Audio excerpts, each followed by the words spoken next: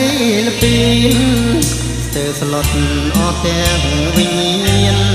ពេលដែលខានឃើញទាំងស្រីថ្លៃមកដល់ឆលត់បងបានទូរស័ព្ទទៅស្រីម្ដាយអូនគៀខាំងជេរស្ដីមិនអោយស្រី